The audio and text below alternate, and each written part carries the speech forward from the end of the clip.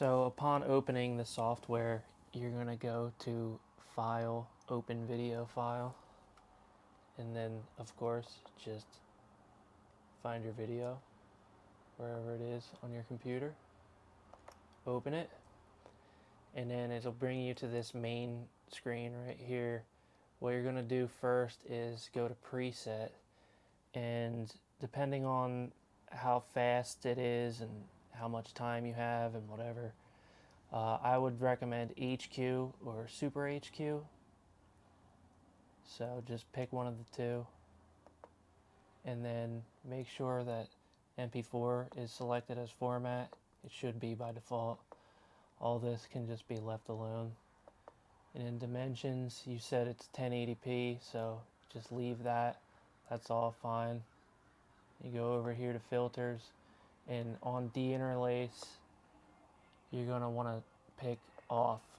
It's not required for the footage that you are using. That's usually for like old like camcorder, like VHS kind of footage that's interlaced.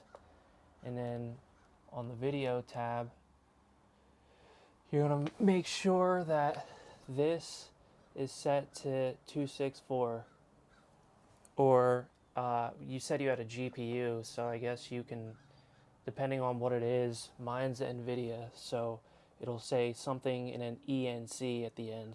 So QSV ENC for Intel, and I don't know what AMD's is. So if you don't have that option for some reason, you can just pick the regular 264. And then this is the most important part here.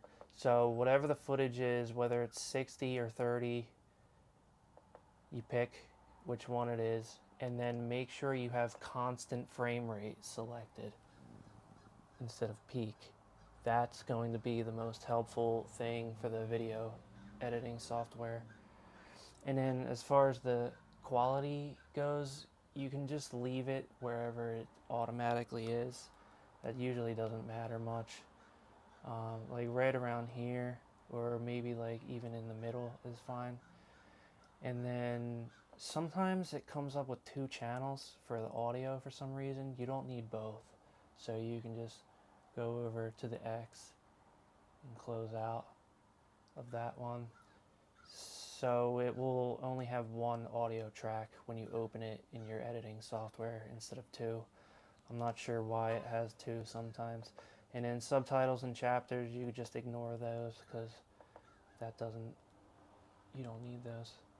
And then you're going to come down here to browse, and then select wherever you're trying to save the video to.